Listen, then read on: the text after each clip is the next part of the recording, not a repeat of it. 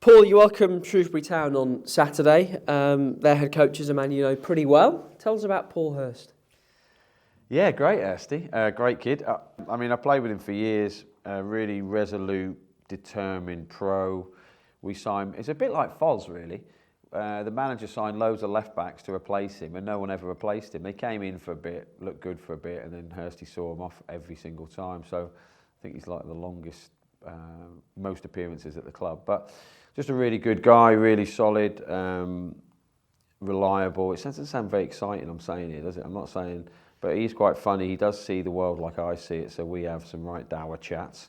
And was always a bit of my nemesis, really, and he might still be my nemesis come this weekend, so I never enjoyed playing him. When we played at Wembley, because we were pretty close, I'd say, we played in the playoff final, he was at Shrews, and we were chatting away on the side of the pitch, having a good day out, and then we went 1-0 up, and I'm thinking, I can't really chat to him now, because it's just a bit wrong, innit? Because we're winning, it just looks a bit wrong. So when they equalised, I went, oh, thank God you scored. We can start chatting again. So obviously... and then obviously we won, fortunately. But yeah, really good man. Love him as a bloke, and like Doidge's assistant, really good football people. So I was really disappointed to see what happened at Grimsby, really, because they've done a really good job both times. So that surprised me. But I mean, that's football. People want managers sacked all the time, crazily. So for him to get in at Shrews, done a brilliant job there before. They've got a good squad of players, really. I know he had a really good first win. And then obviously at the weekend they went down to 10 men, so it sort of blighted the scoreline. So I know it's going to be a tough game. They always are. They'll be resolute. They'll be really hard to break down, and they'll have some confidence to play in the middle of the park. So it'll be a tough game. But yeah, it'd be nice to see him. It'd be nice to see him at 5 o'clock though. I ended up watching that League One playoff final back the other day. You look very young. Did I? Yeah. Bless me. Is it a bit odd going up against your friends in that? I don't like it. I didn't like it as a player either. If I played against someone, I wasn't like, if they started talking to me, like I'd chat away, obviously, you'd be surprised to know. Whereas some players I'd play against, I'd start talking to them. They go, don't speak to me till after the game. I'd be, don't be like that. What are you being so angry for? So, yeah, I struggle. That's not true. But you have a real competitive edge on a match day, and you just have to sort of like, forget that it's your mate next door, and like obviously I want to win. I'd crush him in a heartbeat if I could, as he would me. So it doesn't take away it, but it is a bit strange. Yeah, it is quite nice at the start of the game. When you shake hands with the other manager and you're like, I always make the renter ghost joke mostly of the 5 o'clock. It's all over. Thank God. Oh, how did we get on? That sort of all managers are in a place of anxiety. If you saw Pochettino's interview the other day, like you can see what it does to people. So.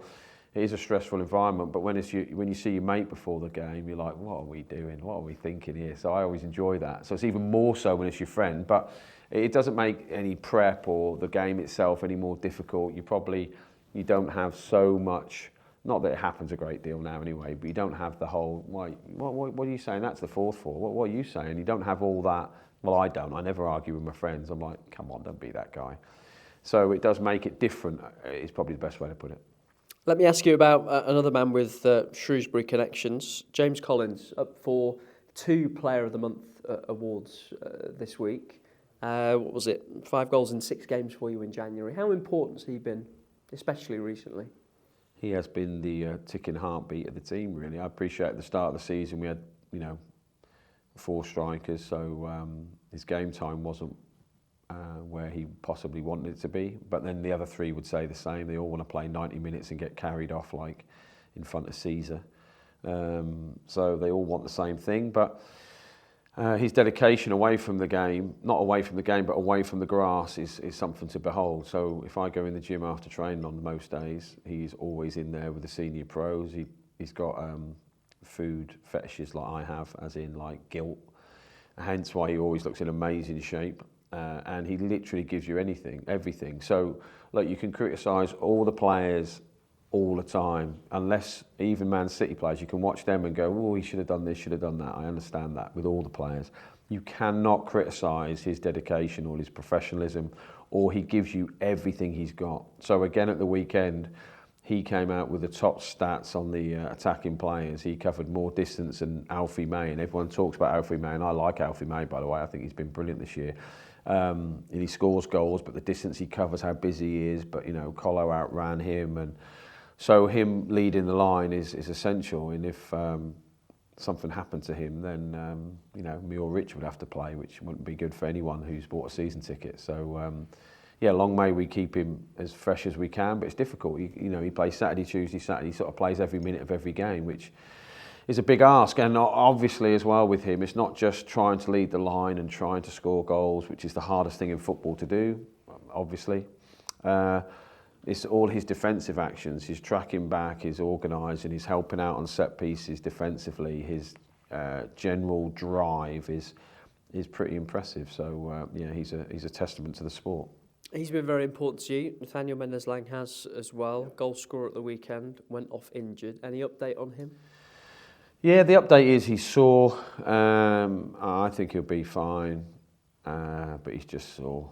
So I don't think he'll be on the grass with us today, but the intention is he trains tomorrow. So he should be fine. It's just a knock on his foot, although it did swell. I'll give him that. But we've got Doc in today who's jabbing him and draining him and all sorts, so he'll have a great time. So yeah, he should be okay. And in fairness to him, like, not the opposite to Colo, this sounds awful, but Nat is essential. Nat is like imperative to how we play, and hence why, and I don't want to drag all this up again, but you know, people love me to talk about the transfer window, but hence why we tried to sign some pace in that up top as well, because Nat's goal on Saturday, I'm not too sure Colo would have got it, respectfully, because it was one where you needed pace to break the line. So Nat is obviously the quickest player we have, so him and Corey. But so Nat's goal Saturday was the difference between two teams. You're talking about the smallest of details, really. So Nat, obviously we want him fit, and if he isn't fit for a few weeks, then we have to find another way to play. But I'm pretty reassured that he should be fine. We can talk more about the transfer window if you're desperate to. Yeah, I mean, I've missed it. I mean, I already feel, when you said about me looking younger at Wembley, I already feel younger. I can feel the lines beginning to fill in again around my eyes, which is a nice feature. Let me just ask you about Corey Blackett-Taylor as well, because you didn't have him last weekend. Any update on him? Yeah, he's just been training on the grass all week. He's being monitored all the time. Whether he joins in training, he's not joining in today, I don't think. Whether he joins in tomorrow, I don't know. And then obviously if he does join in tomorrow, whether I would risk him is another question, which I'll have with the medical team. So we have a lot of games, so there's no point taking a slight risk now and then losing him for a period of time. However, obviously I want him fit.